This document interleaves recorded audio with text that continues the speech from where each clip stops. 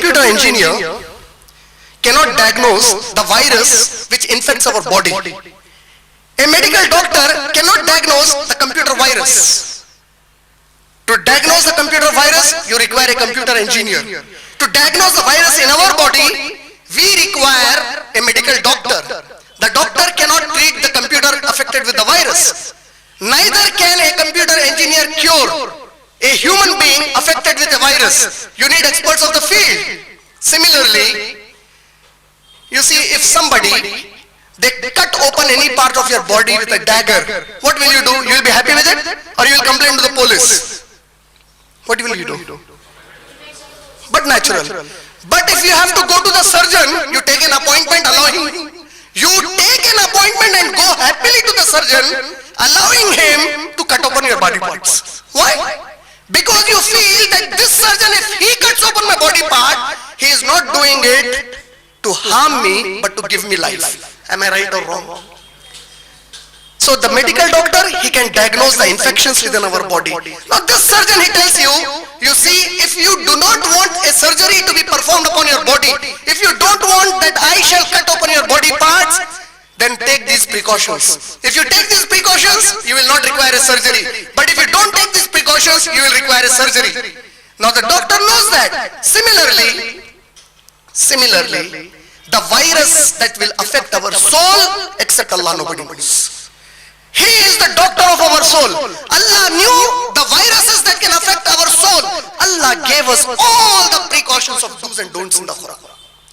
Allah said, do this, don't do this. If you do what I said not to do, that will affect your soul. Your soul will be infected with a virus. And if that soul is infected with a virus, if you don't take those precautions on earth, on the day of judgment, if you want to enter my Jannah is a place of complete purity. Impurity cannot enter the Jannah.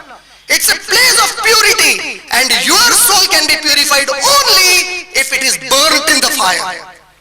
Even if Allah is burning somebody in the fire, even that is the mercy of Allah subhanahu wa ta'ala, because Allah finally wants you to get into the Jannah if you have believed in Allah subhanahu wa ta'ala. This mercy of Allah subhanahu wa ta'ala is very amazing. Allah, He doesn't want that treatment on our soul.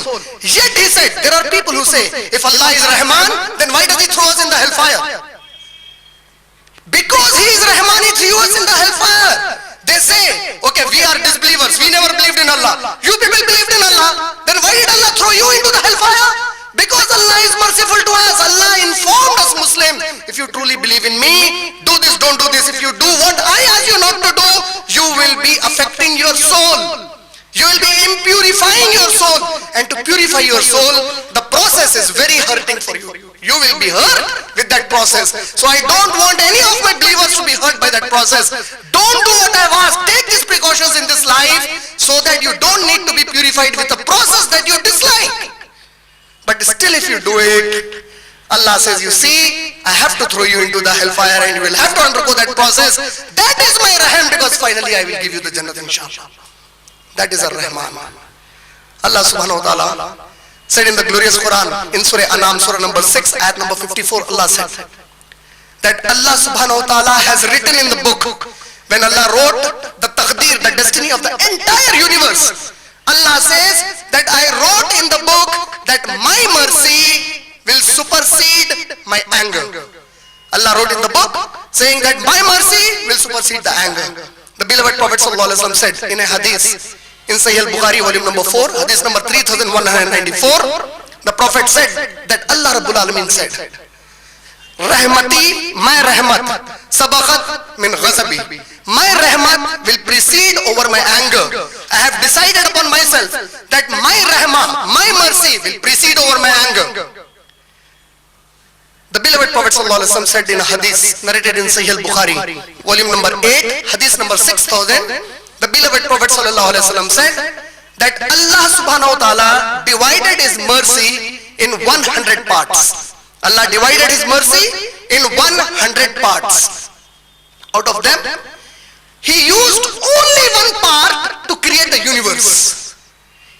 Out of 100 parts, He just used one part to create the universe, and that is why you see the love and affection between animals. The Prophet is trying to indicate us, the animals love each other. The animals love their babies. The trees, the plants, everything in the universe, the love and affection and the harmony you find between them is only one part of that mercy. And that one part of the mercy includes, you know whom? Surah Anbiya ayat number 107. وَمَا أَرْسَلْنَاكَ إِلَّا رَحْمَةٌ لِلْعَالَمِينَ. O Prophet, I did not send you sallallahu alaihi wasallam, but as rahmatul lil alamin, meaning our Nabi Kareem sallallahu alaihi wasallam, who is rahmatul lil alamin, is just a part of that one part of Allah's mercy. All Anbiya alayhi salatu wassalam, all the Anbiya alayhi salatu wassalam, from Adam alayhi salam till Muhammad sallallahu alaihi wasallam, are part of only one part of Allah's mercy.